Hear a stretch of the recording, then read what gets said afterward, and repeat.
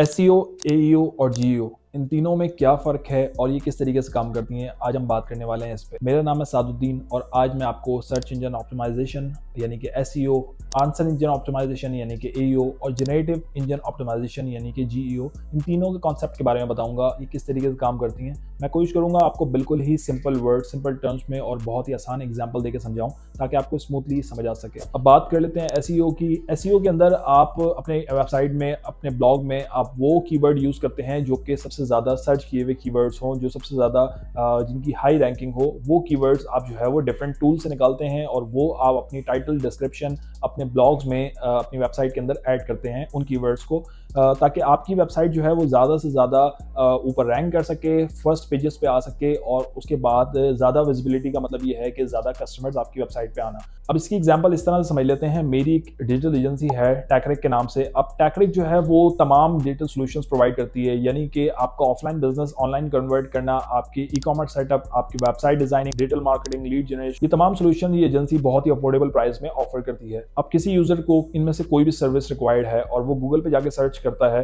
For example अब user ने लिखा टॉप एजेंसीज इन पाकिस्तान और टैक्रिक जो है वो टॉप पे आ जाती है। इसका मतलब ये है कि ये एसईओ का कमाल है। मैंने वो कीवर्ड्स यूज किए हैं जो कि किसी भी सर्च इंजन पे जो टाइप करता है, वो कीवर्ड्स मैंने अपनी वेबसाइट में, अपने ब्लॉग्स में, अपने टाइटल्स में मैंने यूज किए हैं। तो इसी वजह से गूगल जो है वो मेरी वेबसाइट को टॉप पे शो कर रहा है। ठीक है, तो इसी तरीके से ये ट्रेंड चेंज होता रहता है। आप जो है अपडेटेड कीवर्ड्स अपनी वेबसाइट में ऐड करते जाते हैं। अब बात कर लेते हैं आंसर इंजन ऑप्टिमाइजेशन की यानी कि एईओ की। अब यहाँ पे यूजर किसी भी स्मार्ट असिस्टेंट को यूज करते हुए यानी कि चैट जीपीटी, डीप सीक, इस तरह के किसी भी टूल को यूज करते हुए कोई भी सवाल पूछता है और वो उसे वो जवाब देता है। अब एआई उस यूजर का जवाब किस तरीके से देता है, तो वो तमाम डेटा को यूज करते हुए इंटरनेट पे जो मौजूद है उसी के थ्रू उसको आंसर देता है। तो आपने एग्जैक्टली वही सवाल अपनी वेबसाइट पे लिस्ट करने हैं और उसके बाद उनके अच्छे से जवाब देने हैं। आप इसे एफएक्यू के बेस पे कर सकते हैं, आप इसे जो है वो डिफरेंट ब्लॉग्स में ऐड करके कर सकते हैं। आपने वही सवाल एग्जैक्टली लिस्ट करके और उसके बाद उनके आंसर्स देने हैं। अब बात कर लेते हैं जीओ की यानी कि जनरेटिव इंजन ऑप्टिमाइजेशन की।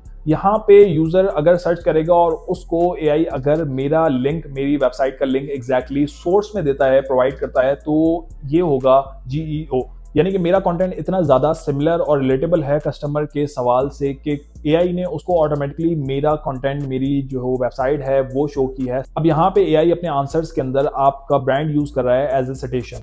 एसईओ को समझने के लिए हम गूगल पे टाइप करेंगे बेस्ट चॉकलेट केक्स इन कराची और जो रिजल्ट्स आपको मिलेंगे इसमें आप नोट करेंगे कि सारे के सारे कीवर्ड्स वो कॉमन हैं जो हमने सर्च किए हैं। उन्होंने अपने टाइटल में, अपने डिस्क्रिप्शन में और उसके अलावा अपने मेटा टाइटल्स में ये कीवर्ड्स ऐड किए हुए हैं। ठीक है, बेस्ट केक इन कराची, बेस्ट केक्स और उसके अलावा बेस्ट चॉकलेट केक्स, तो ये सारे के सारे इन्होंने सेट किए हुए होते हैं अपनी मेटा टाइटल में, डिस्क्रिप्शन में, टाइटल्स में और उसके अलावा अपने ब्लॉग्स के अंदर। तो इसी तरीके से बेस्ट एसईओ हो सकता है।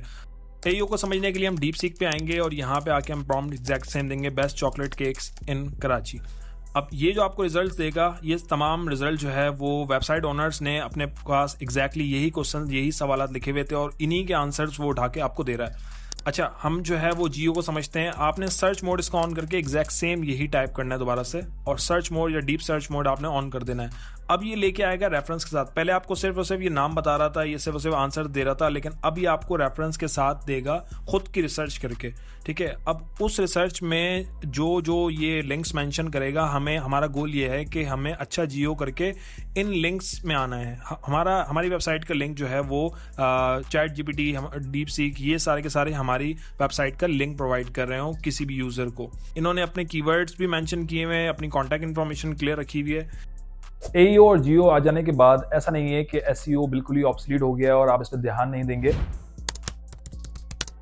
एसईओ को बेहतर करने के लिए हम क्या कर सकते हैं, हमने अच्छे कीवर्ड्स यूज़ करने हैं, हाईली सर्च कीवर्ड यूज़ करने हैं। उसके बाद हमने जो है अपनी वेबसाइट को मोबाइल फ्रेंडली रखना है। हमने उसकी स्पीड पे बहुत ज़्यादा ध्यान देना है कि हमारी इस वेबसाइट की लोडिंग स्पीड बहुत ज़्यादा अच्छी और बेहतर हो, तभी उसका एक अच्छा एसईओ हो सकता है। वरना गूगल ऐसी वेबसाइट्स को रिजेक्ट कर देता है और इनको ऊपर रैंक नहीं करता अगर उसका अच्छी स्पीड नहीं है और वो मोबाइल फ्रेंडली नहीं है। एईओ को बेहतर करने के लिए आप शॉर्ट से समरी लिख सकते हैं, एफएक्यू स्टाइल के क्वेश्चन आंसर लिख सकते हैं। वो क्वेश्चन जो कि यूजर आपका एआई पे सवाल कर सकता है, वही आप जो है वो उसके आंसर वहां पे प्रोवाइड कर सकते हैं। एक अच्छे जीईओ के लिए अपने ब्रांड के, अपनी सर्विस के अबाउट सेक्शन को बहुत ही क्लियर और प्रिसाइज रखें। अपनी कॉन्टैक्ट इन्फॉर्मेशन को हर जगह शेयर करने की कोशिश करें, क्योंकि एआई ट्रस्टवर्दी सोर्सेज से ही साइट करता है, तो रेपुटेबल मेंशंस और कंसिस्टेंट इन्फो जरूरी है। अपना कंटेंट स्ट्रक्चर्ड और सिंपल रखें, शॉर्ट पैराग्राफ्स, हेडिंग्स, ताकि एआई उसे आसानी से यूज कर सके। अब 3 गलतियां जो लोग सबसे ज्यादा करते हैं एसईओ में: कीवर्ड्स का भरमार, यानी कि कीवर्ड्स बहुत ज्यादा भर देना। उसके अलावा एईओ में बड़े बड़े पैराग्राफ्स, लंबी लंबी स्टोरीज मेंशन कर देना, जबकि एआई जो है वो प्रिसाइज आंसर, बिल्कुल शॉर्ट समरी चाहता है। तो बिल्कुल ही शॉर्ट आपने 2 से 3 लाइन में अपने ब्रांड को डिफाइन, अपनी सर्विस को डिफाइन करना है, जो कि कस्टमर सर्च भी कर रहा हो और वो एक सवाल भी बन रहा हो। उस तरह का आपने शॉर्ट सा एक आंसर या शॉर्ट सी एक समरी देनी है अपने ब्रांड के बारे में, अपनी सर्विस के। जीईओ में प्रॉब्लम बनने की वजह अपने बिजनेस इन्फो को इनकंसिस्टेंट रखना।